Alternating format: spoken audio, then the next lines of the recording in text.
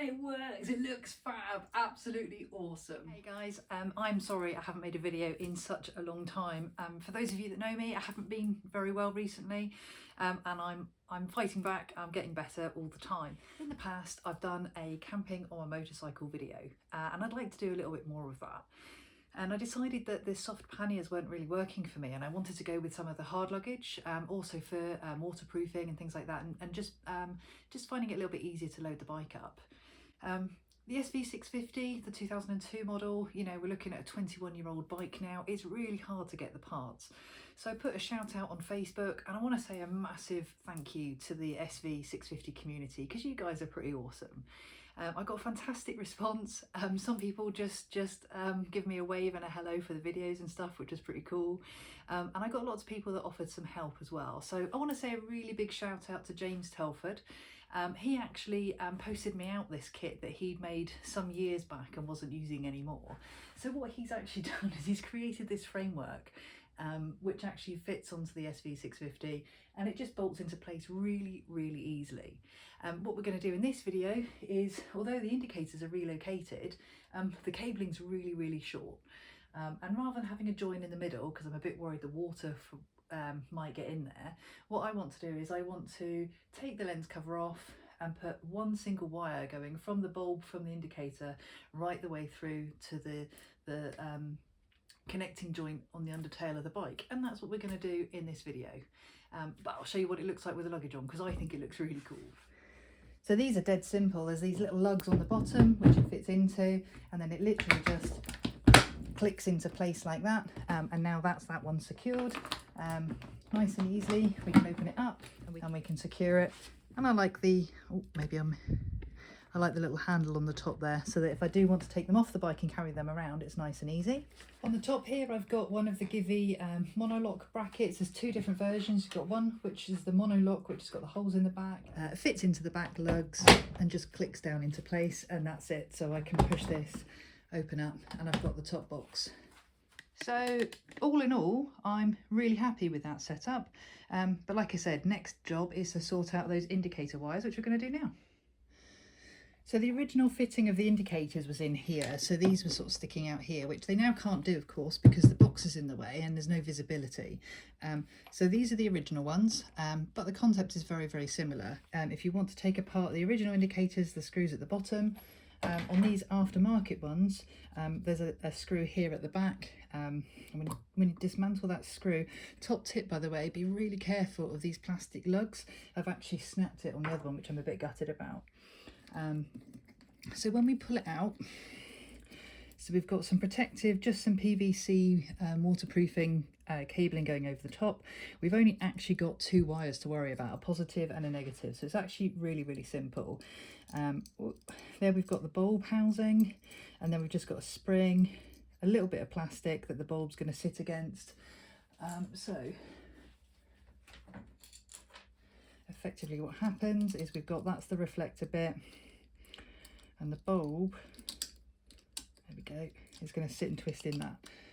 So that's the inside of it. So we've taken that bit off. We're going to take this bulb off. So basically this part here, this grey wire, that's our positive terminal, and that's going to connect to the bottom side of the bulb. Our negative terminal, oh, there we go, is literally just soldered onto this ring here, which is just going to sit inside. So that's going to connect to this casing here.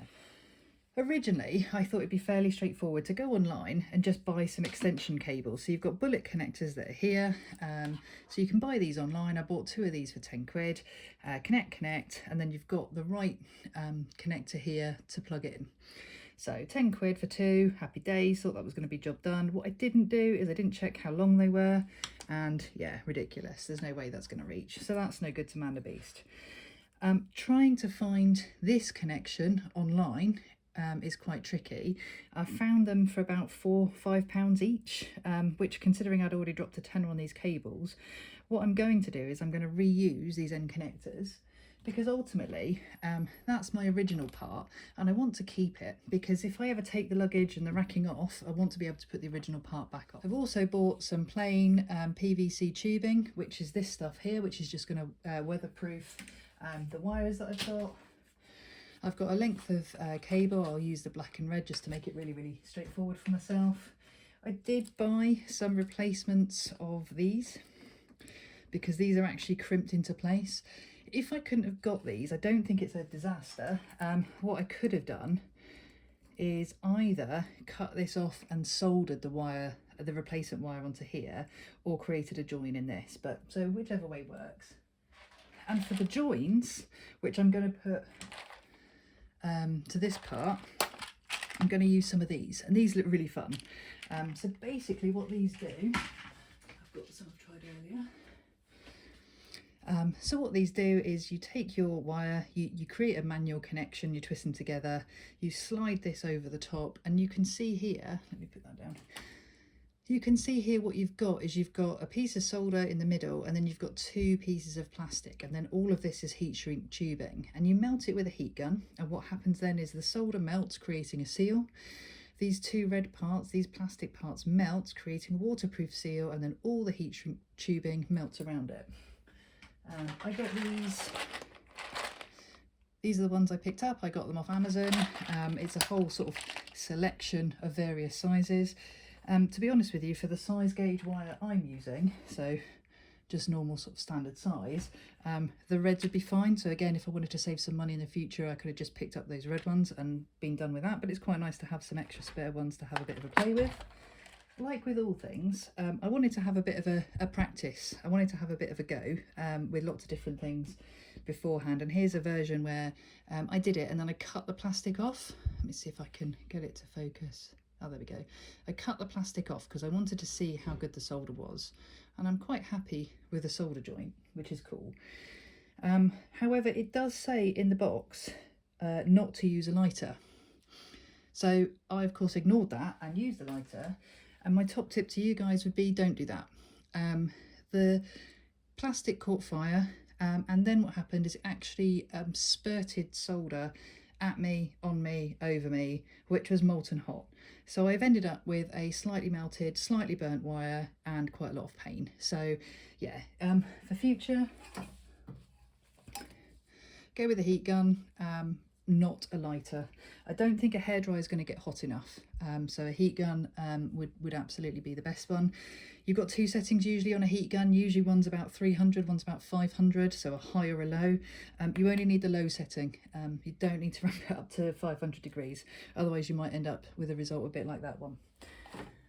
So on my bike I usually have a rear sort of seat cowl, and some people have a passenger seat on here. To gain access to this, there's a key at the back on the bottom here, the normal ignition key. You put that key in, turn it, and it'll actually click this locking mechanism and enable you to take it off. And what I'm trying to get to is these wiring parts here. Now, just for future reference, when I disconnected my indicators, I actually put labels on these so that when I come to connect the new ones, I don't get it the wrong way round. So here's my wiring diagram. I've got my rear right and rear left indicators here.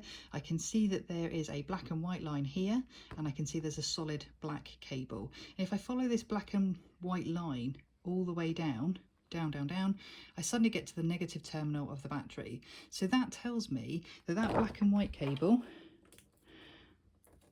so here it's got like a, here, oh, move that out of the way. So here I've got a black cable with like a white stripe, yeah, and on the other side I've got plain black. So I know, because I've checked on my wiring diagram, I know that the black cable with the white stripe is my negative. And when I look at the right hand cable, which is this one here, I've actually got a black and white line which still follows the same path and goes back to negative, but I've also then got a green line, and so that's going to be my positive terminal that way. So that way I can make sure I don't get my positives and negatives the wrong way around. So that's the wiring loom. It's all tucked in quite far to the back here. It's not usually pulled out this far. So once I finish messing with it, I'm going to push it all right the way back and hide that all away again. You see how much cable I needed so I could try and do a proper job first time. I used a really technical piece of equipment, piece of string. So what I did is there's actually a hole in the back here. I ran the piece of string down, routed it down behind the number plate, along here and across and up, so I can cable tie it all in neatly. Came across here and then gave myself a little bit of spare as well. I've got solid core wire rather than stranded. Stranded would be better if it's a moving part, because a single core, a bit like a paper clip, if it gets flexed it can snap like a paper clip can, but I'm not anticipating too much movement in these. Single core is what I've got, so that's what we're going to go with. So what I'm going to do is just take the ends off. Oh, these are just so amazing. Oh, that's it, job done. And then here's the connector part that I'm going to utilise.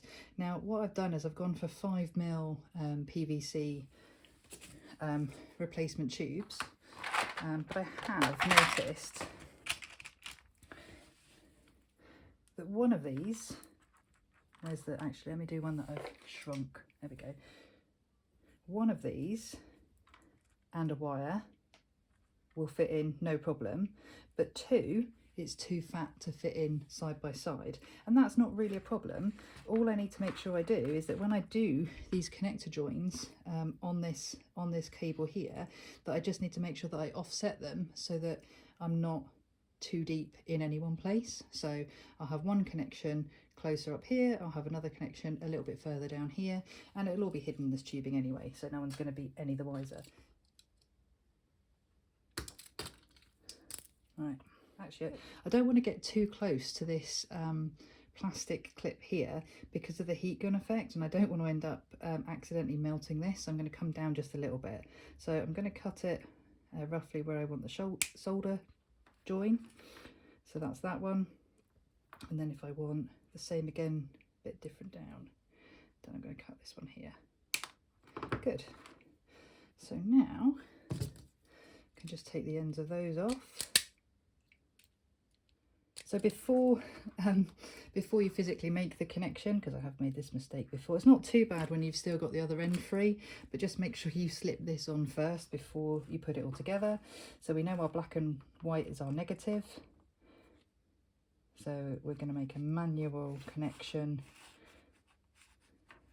And I find this single core stuff really digs into my hands, so I'm a pair of pliers kind of gal. Okay, so then you can see how that's going to then slip across.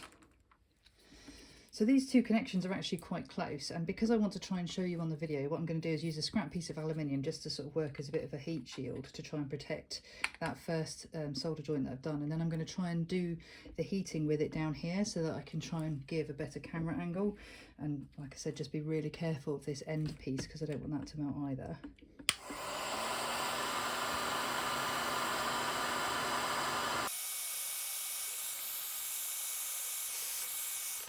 Okay, so it should be it. I saw the solder liquefy and create that joint. So if we give that just a minute, oh yeah, the plastic's hot and tacky. So we'll give that a minute just to cool down. Ah! Oh, that heat shield was a really good idea, but ouch. This is the PVC cable protector, so it's just going to cut off nice and easy. I'll undo this, thread the two ends through,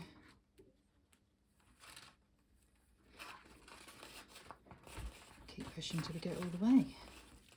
Okay, finally we've got there. So you can see where I've routed the cable down through that hole, and then that then comes out of the bottom here. God, that bike needs a good clean. So I'm going to run this cable around the back of the number plate and then along this arm and then forward and up into here. Okay, so I've used some sacrificial cable ties just to hold it into place roughly because it's a bit of a balance. I don't want the cable to be too short that it can't connect, but I don't want it to be so long I've got oodles of cable lying around. And also just checking it's not going to get caught on where the luggage is as well. I don't want any of this. Now I'm going to want to keep all this mechanism, but I'm going to need to resolder it. So what we're going to do is cut this because this has got these bullet joints. They might have pulled through, but I don't really want to be messing about with it. So I'm just going to cut that off. And then I'm just going to pull that out like that. It's going to pull out as a oneer. Brilliant, we'll keep that safe because we need that. And then here's our new cabling. I think I'm happy with that. That looks about right. So to give us a little bit extra, let's cut it here. Sparesies.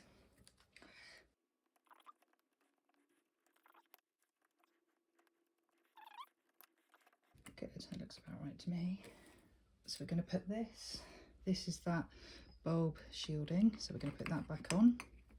We know, looking at the old setup, we know that the negative is going to, we're going to solder that onto this sort of washer effect, so it's going to be a little bit shorter.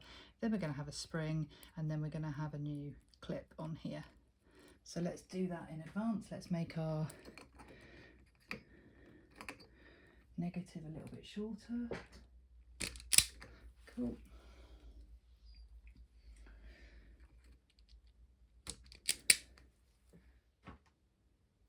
Ow, ow, ow. Oh, it's definitely getting hot. Cool. Gonna cut that end off. I'll take all those off, and we'll reinsert those onto the new. There we go. When I line this up, I can see that this bottom part is supposed to grip onto the plastic sheath of the wire itself, so I can see that my cut-off is a little bit on the long side, so let's make that a little bit shorter. Yeah, that looks about right. Okay, let's squidge the plastic. I'm sure there's a better word than squidge, but I'm going with it anyway.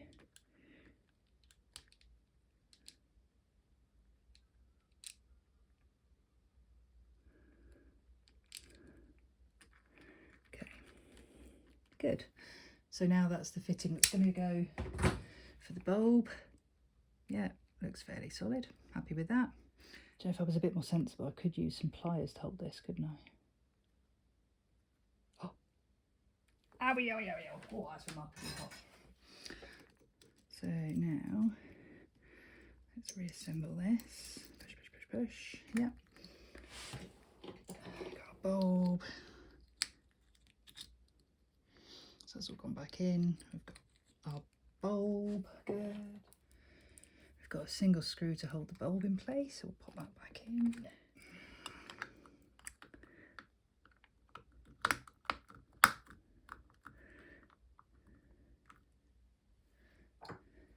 Being very careful of this plastic lug this time on this one.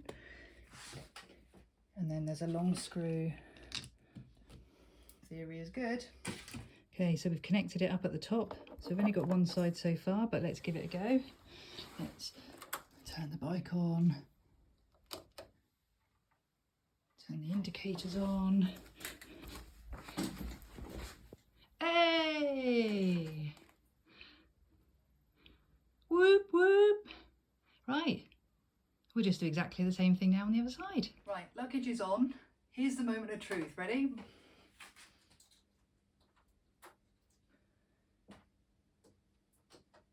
Yeah. Yes, and it works. It looks fab. Absolutely awesome.